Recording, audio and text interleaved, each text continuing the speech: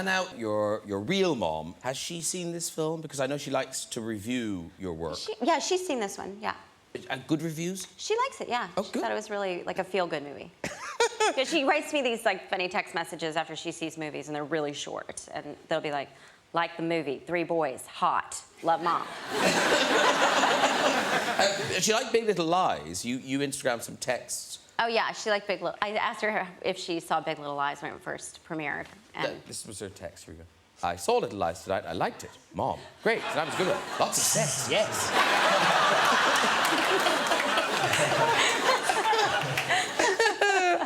But now she has reviewed some of the work of some of your cast, your couch mates. oh yeah. She liked La La Land a lot, like a lot. She was like La La Land, singing, dancing, sexy, Ryan. Love mom at the end of She all always of says them. heart mom. Yeah. The reviews are in. Heart mom. Is she a fan of Harrison Ford? Of course. Oh, okay. I mean, might be one of her favorites Oh. of all time. Now, see. Might be.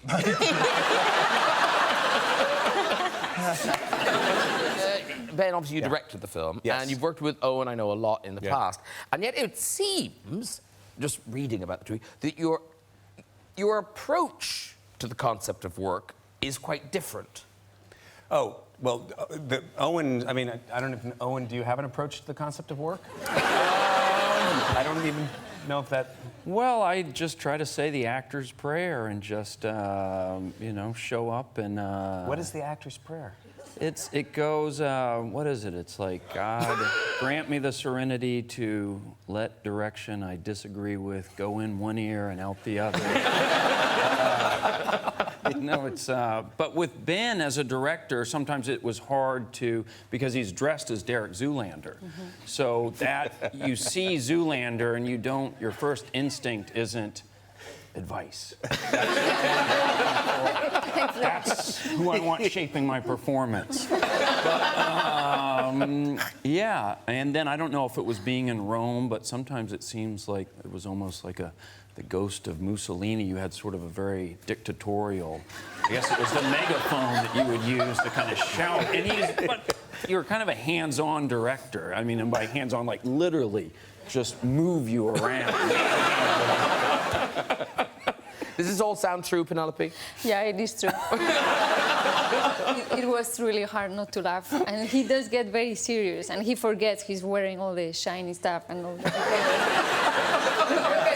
There you go. Yeah. We've got a very early gig of Taylor. This is you. Now, you haven't sold out. Oh, yeah.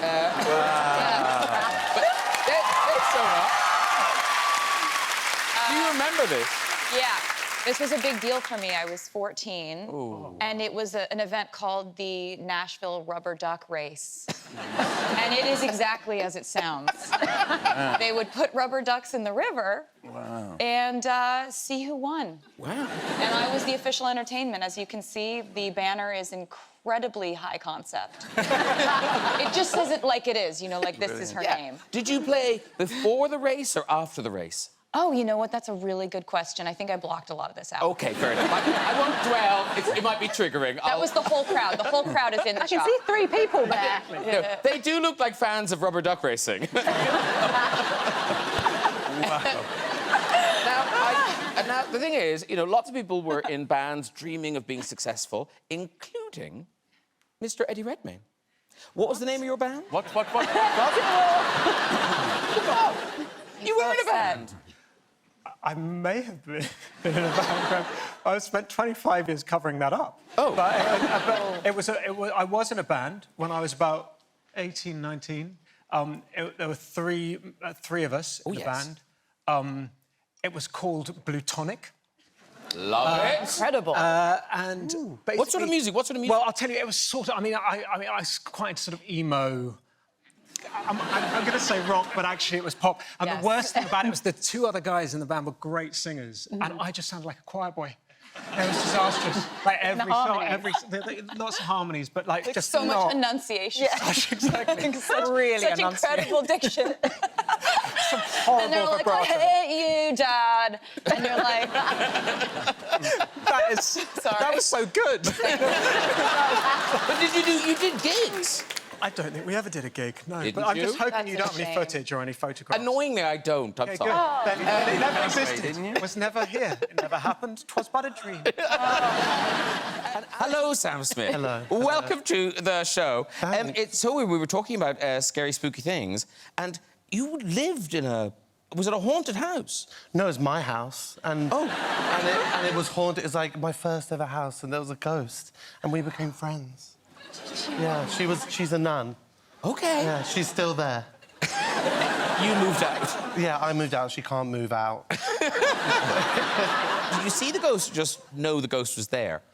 First few nights, it was freaky, and things got a bit weird. I heard things in the house, and then my friend said to me, basically, if you hear it at night, sit up and just clap your hands and speak to the ghost. And I like sat up in bed and I clapped my hands. I was like, listen, babe, I need to get some sleep. And then she started to work with me. Okay. And it was fab. Wow. Ghost Whisperer, Sam Smith. And we've got a picture of you at the Emmys. There you are, being congratulated by Alexander Skarsgård. You are so provocative, Graham. Why are you showing that?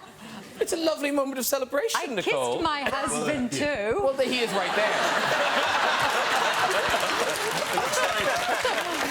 It looks like Keith is applauding the kiss. That's a good kiss. Yeah, good kiss, guys. Well done, everybody. Actually, I did kiss him because, but you got to understand, I did everything with Alex. I'm like, you know, that. We saw it. All right, I'm backing off. I've got an amazing, supportive, gorgeous husband who I love more than anything in the world. And I gave Alex a congratulatory kiss, and he's like a mannequin. Yes. I mean, not a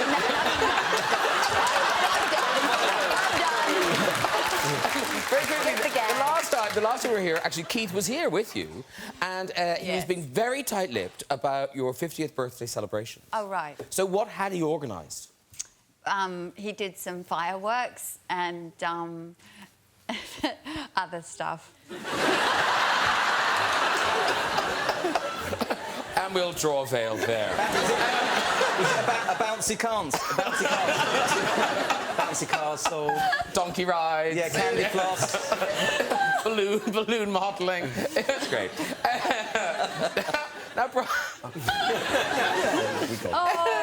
And Kate, in the film, Australia looks so beautiful. It really is like a star. You sound surprised. Well, no, because it's just that I guess It does look it's been incredible. a long time since I've seen kind of Australia filmed like this. Yeah. It really is gorgeous. So presumably you were in the middle of nowhere when you were filming this. We were. And look, I'm having lived in England for quite some time now.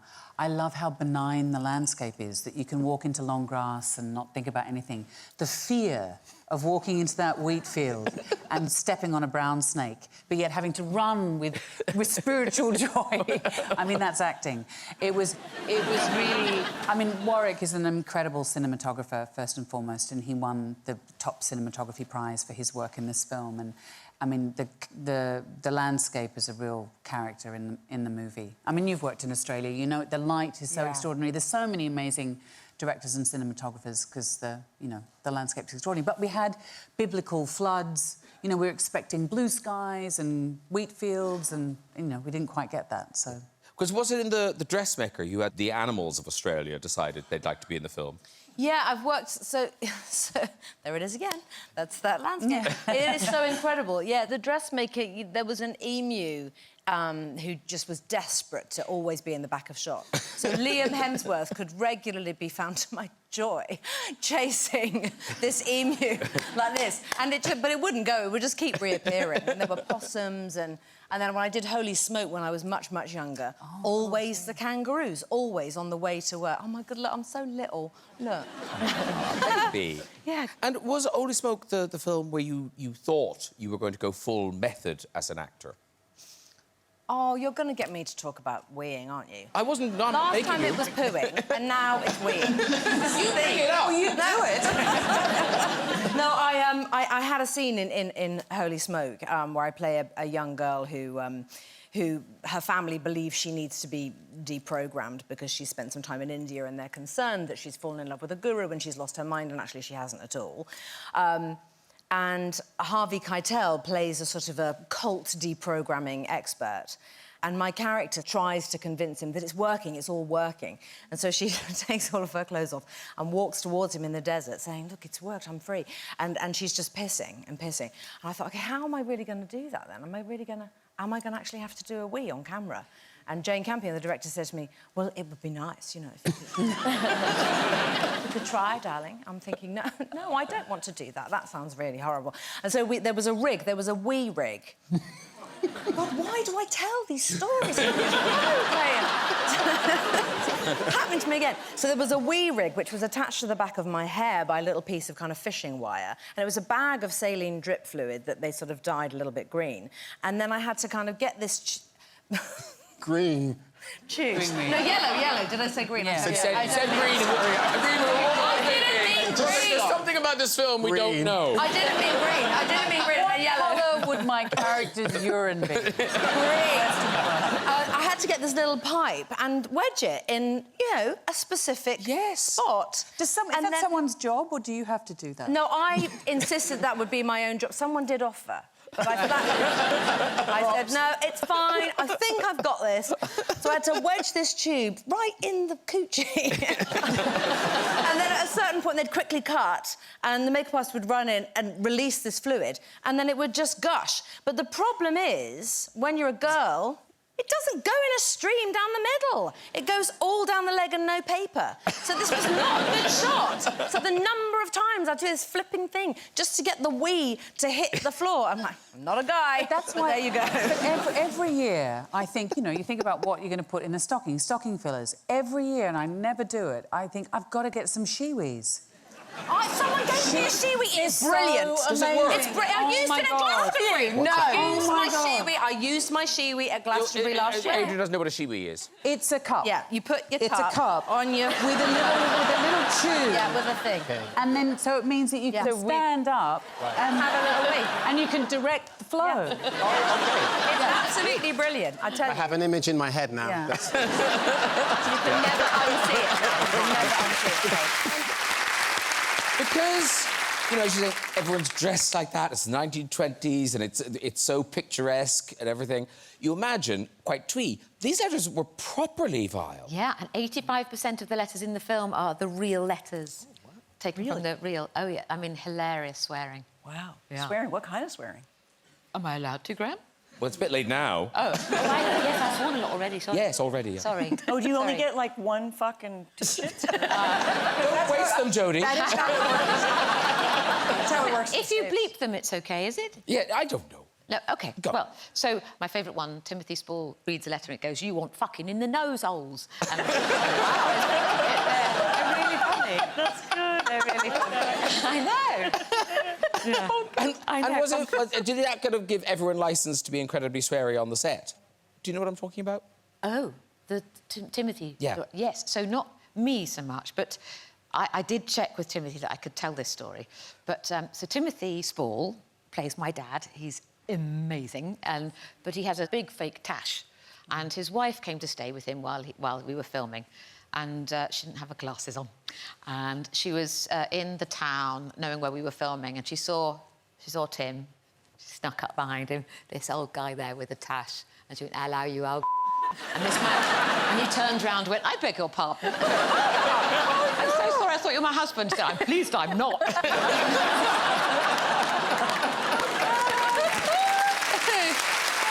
London, you wanted to be in showbiz from a very young age. Oh, gosh, yes. Like, how old were you when you decided, right, London News needs an agent? 9. Yeah, 9, 10. So I was obsessed with TV. My mum said when I was about 5, she found me trying to get on TV by climbing around the back of it. So, like, I tried to get inside. And for me, it was just all about the TV, the people on there. I was like, how do you be that person? And I found out at a young age from watching television that people on TV have agents. And I didn't know how to get an agent. And I'm very clever. So I used my brain and decided that when you're looking for a job, in the 90s, early 2000s, where'd you look? The Yellow Pages. So oh, bless you. I went through the Yellow Pages and I found estate agents. And I didn't know that had nothing to do with Margaret. And I called up all the estate agents in South London, pretty much. And I was like, and I knew that if you say something like, I'm looking for representation. Like, so I will call up, and I called up Bairstow, Eves, Fox, like all of them. And I got my number blocked from all of the estate agents in our area. And my mum's phone bill was like £2,000. And literally, I mean, I'm dedicated to my dream, because look at me, I'm here on Graham Norton with you lot. So I made it eventually. Woo! Yeah. But do your children, do they have any idea what you do? Do they have any understanding of what you do? I'd say they've got absolutely zero respect for me. They're aware that I'm on the telly doing things. It's more their schoolmates in, like, the older years that will be allowed to watch, because my stuff's on later at night and stuff. But, yeah, one of their friends came up to me and I saw you on the telly and you said the F word. Ooh. And I went, well, your parents keep you up too late. But it's difficult because some of the stuff, you know, like, a lot of stuff you've done, you're like the big Hollywood films and all that kind of director, and Buffy's sort of, like, iconic. Like, on one of my shows, Raw Match, I got a colonic. It's really just sort of trying to keep them away from it. But then they could benefit from it going forward. Margot, I don't know if you were a terrible child, but do you know the story I'm talking about where, like, you do not win any awards for being a good daughter? There are many stories where I don't win awards. I was not a great daughter. I am forever in my mum's debt because I was such a brat. I feel really bad about it. Tell us the story about when you were on your computer and she wanted your help. Oh, yes. Yes. OK, so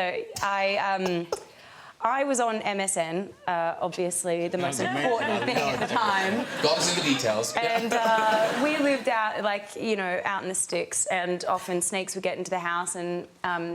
you know, it wasn't a big deal, but you just have to, like, chase them around and get it out, and it's kind of time-consuming and annoying. And so my mum yelled out, and she was like, can you come help me? This snake's really big, like, I can't get it on my own. Can you come help me? And I was like, I'm so busy, Mum. No, I can't, like, just being a brat, because I was on MSN. And she was like, oh, OK, you should please. And I was like, be gone. And, and then she was gone for, like, 10 minutes, and I was like, oh. She's been gone for ages. And then I like, got up from the computer. I could hear, like, this, and I was like, oh, God, what's happening? And I see Mum, she's, like, made it halfway down the stairs, and the snake, she'd tried to, like, pick this big python up with a broom and a stick, but it had wound its way up around her arm and was going around her neck. Like, trying to I love Australia, but I would never be able to live No, I know, I'm painting a bad picture. It's really not bad, but... and it wasn't poisonous. It wasn't a poisonous steak, but they do strangle you. And I felt so bad. And get it off her? You just got to give it something else to climb on. So you get a stick or something, it starts weaving its way around that, and then you can transfer its weight and good to know. Get it off. Yeah, that is top tip, though. You grab it behind its head. You grab it behind its jaw. Oh, they hate that. They hate Well, you just don't want it to bite you. But was your mother okay?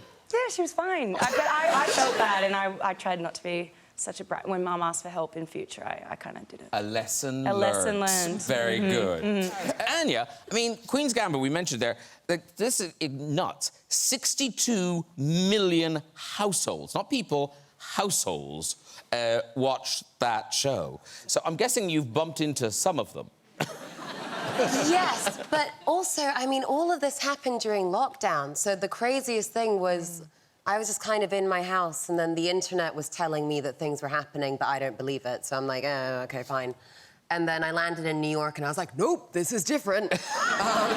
Must run. But I think the thing that I love the most is the disparity between ages. Because you have, like, really little kids that love it, and then you have, like, 87-year-old people that are like, Beth! And I love that. That's my favourite. Yeah, I bet it is. Yeah. Do they want to tell you their interesting chess stories, or what? Or did they just say you were very good in it? No, sometimes they want to play me at chess, but the thing is, it's like, A, I don't carry one with me. Sorry to disappoint. But B, the thing about jumping from project to project is that you gain skills for that particular project. So I'm like, yeah, chess was like 2 years ago. Now I'm like good at cars and stuff like that, so sorry. Do people challenge you with other games? Other games? Yeah. Oh. Rock, paper, scissors right now. 1, 2, 3. Ha! Oh! Good result. Good result. That was nice. Almost there. Nicely done. Good game. Good game. Good game.